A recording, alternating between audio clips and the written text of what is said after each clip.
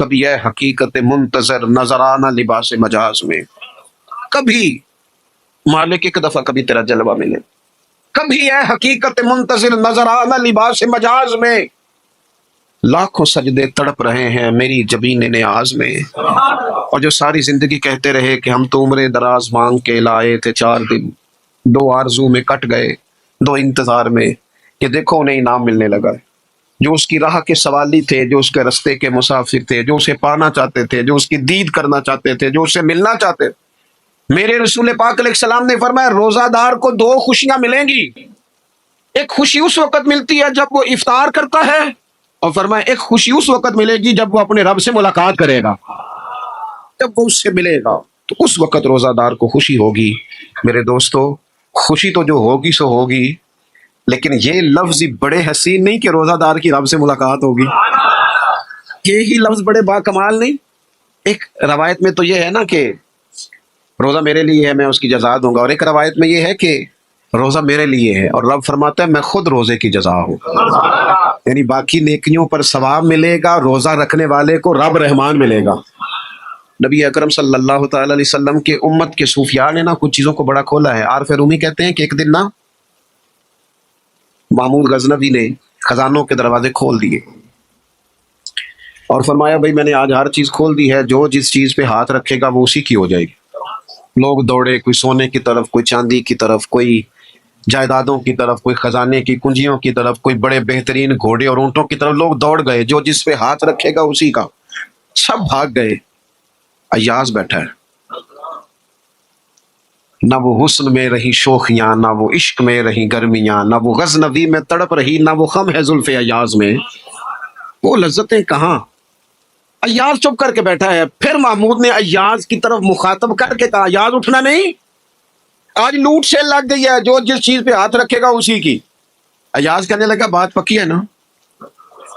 تو محمود خوش تھے، موڈ بڑا اچھا تھا، کہا بالکل پکی ہے۔ تو ایاز کہنے لگے چلو ٹھیک ہے۔ ایاز اٹھے، پیچھے سے جا کے نا تو محمود کے کندھے پہ ہاتھ رکھ دیا، محمود کے کندھے پہ ہاتھ رکھا۔ محمود کہنے لگے یہ کیا بات کا، آپ سے میں نے پوچھا تھا بات پکی ہے، جو جس پہ ہاتھ رکھے گا اسی کا نا۔ تو تھوڑی دیر پہلے مسکراتے چہروں میں آنسو آ گئے، ایاز بھی روئے تو محمود بھی روئے۔ کہا بادشاہ پکا رہنا، وہ جن کو خزانے چاہیے تھے وہ دوڑ گئے، مجھے تو چاہیے۔ لنگ کئی مہینے تے برس گئے تے تیری دید نو دیدے ترس گئے، تیری تو ملے گا۔ تو پھر کہا محمود نے، اس نے کہا میں وعدہ کر چکا تھا، بس ٹھیک ہے، باقیوں کے خزانے اور میں تیرا، طے ہو گئی۔ فرمایا باقی نیکیوں پر ثواب ملے گا، روزہ رکھنے والے کو رب رحمان ملے گا، اللہ کا قرب ملے گا۔ دیکھو نا، وہ خاص انسان کو کیفیت حاصل ہوتی ہے روزے میں، رب کے ہونے کا یقین۔ وہ جو صوفیاء کہتے ہیں نا مراقبہ کرو، وہ نصیب ہوتا ہے۔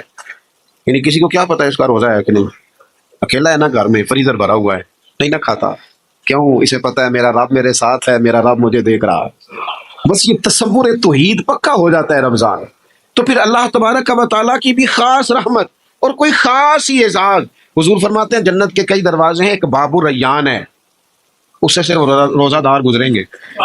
آواز ہوگا روزے والے آ جاؤ، وہ آ جائیں گے، فرمایا اس خاص دروازے سے گزرو، جب گزر جائیں گے تو فرمایا بند کر دو بھائی، اور کوئی نہیں گزرے گا یہاں سے، دروازہ ہی مخصوص ہے، ان کا اعزاز ہی ذرا زیادہ ہے۔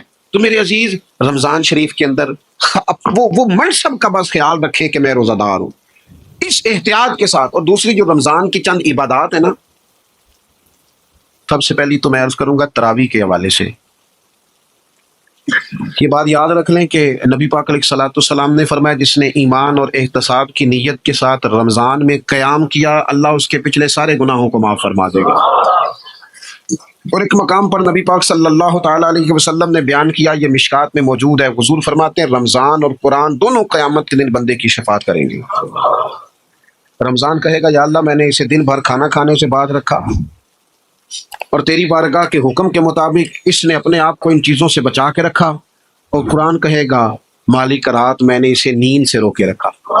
کیا مطلب؟ اس نے کھڑے ہو کے عبادت کی، اگرچہ اس سے مراد شارحین حدیث نے تراویح بھی لیا ہے، تہجد کی نماز بھی لیا ہے، صلاۃ اللیل بھی لی ہے، لیکن میرے عزیز یہ خاص ربط ہے قرآن مجید کے ساتھ تراویح کا، مسنون ہے رمضان کی راتوں میں قرآن مجید اور تراویح کا پڑھنا۔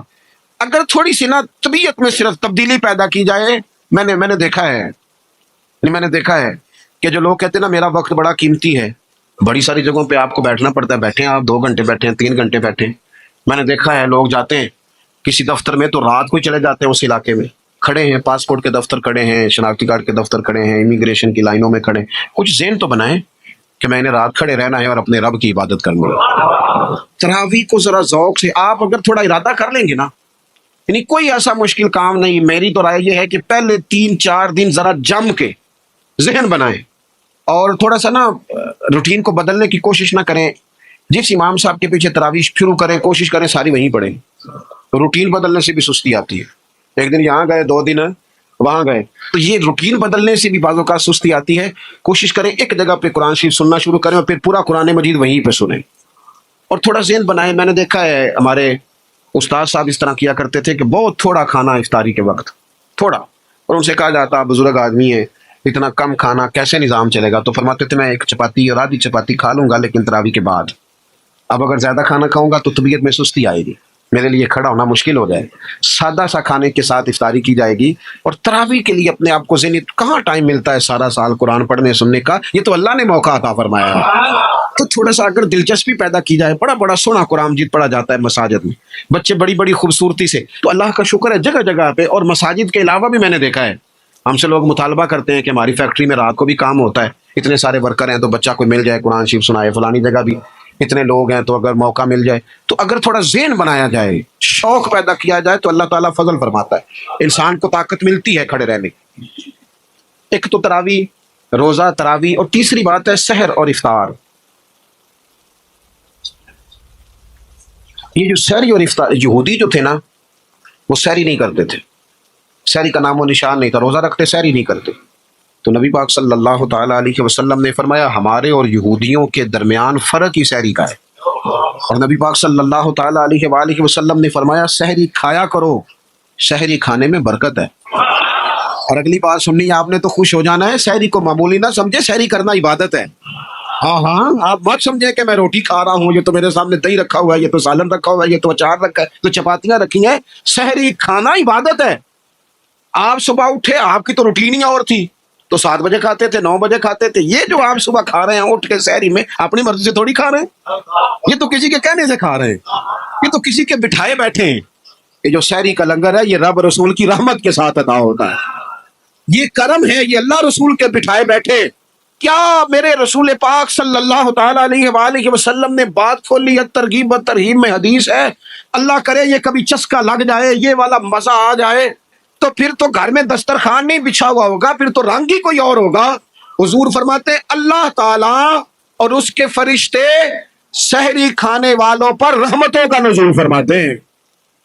کھائی روٹی جا رہی ہے، پکا ہوا کھانا ہے، لیکن حضور فرماتے ہیں رب بھی رحمتیں فرما رہا ہے اور اللہ کے حکم سے فرشتے بھی رحمتوں کا نزول کر رہے ہیں سحری کھانے والوں پر۔ تو خوب توجہ سے، ذوق سے، شوق سے۔ اور پھر جو افطار کا معاملہ ہے، حضور فرماتے ہیں جب روزہ کھولنے والا روزہ کھولتا ہے تو جو دعا مانگتا ہے رب قبول فرما لیتا ہے۔ یعنی افطار کا وقت ایسا ٹائم ہے جو دعاؤں کی قبولیت کا وقت ہے۔ افطار کرنا بھی ہے، کرانا بھی ہے۔ مہنگائی ذرا عروج پہ چلی گئی ہے، میں بار بار کہتا ہوں، مجھ سے نا لوگ دعا کے لیے مجھے کہتے کہتے اپنے کئی دکھ بتا دیتے ہیں۔ تھوڑا سا نا افطاریاں مہربانی فرمائیے گا سیاسی نہ کیجیے گا۔ وہ جن سے مال لیتے ہیں، وہ جن کو مال دیتے ہیں، وہ جن سے ووٹ لینے ہیں، وہ جنہوں نے ووٹ لینے ہیں، اس بنیاد پر سحر افطار کے بندوبست نہ کریں رضائے الہی کے لیے۔ میرے محبوب فرماتے جس نے رب کی رضا کے لیے کسی کو افطار کرایا، جتنا ثواب اللہ روزہ رکھنے والے کو دے گا اتنا افطار کرانے والے کو بھی عطا کرے۔ اور ایک حدیث تو آپ پڑھیں گے تو جھوم جائیں گے، سنیں گے تو خوش ہو جائیں گے، المعجم الکبیر میں موجود ہے۔ نبی پاک علیہ السلام فرماتے ہیں جس نے حلال کھانے اور حلال پانی سے کسی کا روزہ افطار کرایا نا، ذرا دیکھنا غریبوں کے گھروں کو جھانکنا، ذرا اپنے عزیزوں میں ایک نظر دوڑا لینا، ذرا رمضان کی نیت کر کے رمضان سے پہلے ہی غربا تک راشن پہنچا دینا، ان کی فکر دور ہو جائے، وہ پہلی شام ہی اپنے بچوں کے ساتھ آسودہ حال ہو کے بیٹھے۔ دیکھ لینا یہ نہ ہو کہ ایک بھائی کھول کے کھا رہا ہو، اور دوسرے کے بچے منتظر ہوں کہ آج سحر افطار میں کیا کرنا ہے، اپنے گلی محلے میں دیکھ لینا، ہم اس رسول کے ماننے والے ہیں جنہوں نے فرمایا میں اسے مومن ہی نہیں جانتا جو پیٹ بھر کے کھائے اور اس کا ہمسایہ بھوکا رہ جائے۔ تھوڑا سا اپنے ارد گرد نظر ڈال لینا، المعجم الکبیر میں حدیث موجود ہے، اللہ کے پیارے رسول صلی اللہ تعالی علیہ وسلم نے فرمایا جس نے حلال پانی سے، حلال روٹی سے کسی کا روزہ افطار کرایا تو فرمایا فرشتے اس بندے کے لیے رمضان کے دنوں میں، رمضان کی گھڑیوں میں دعا کرتے ہیں، اور جناب جبریل امین اس کے لیے شب قدر کی رات دعا کرتے ہیں۔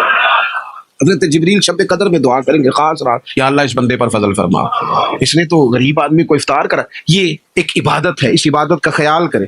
پھر اعتکاف آئے گا، رمضان کے آخری 10 دنوں کا اعتکاف۔ اسلام میں رہبانیت نہیں ہے، لیکن کبھی کبھی سب سے کٹ کے اپنے رب کے ساتھ جڑ جانا، کچھ رات کی عبادتیں، کچھ تنہائی کے اذکار، کچھ درود و سلام کا ذوق، یہ ان ساری خوبصورتیوں میں سے ایک خوبصورتی اعتکاف بھی ہے۔ اللہ کے پیارے رسول علیہ الصلوۃ والسلام ہمیشہ اعتکاف کرتے، اور حضرت عطا بن رباح رضی اللہ تعالیٰ عنہ کیسی خوبصورت بات ارشاد فرماتے ہیں، معتکف تو اس آدمی کی طرح ہے جیسے کسی بندے کو کسی کے ساتھ کوئی کام پڑ جائے نا تو وہ جا کے اس کے دروازے پر بیٹھ جاتا ہے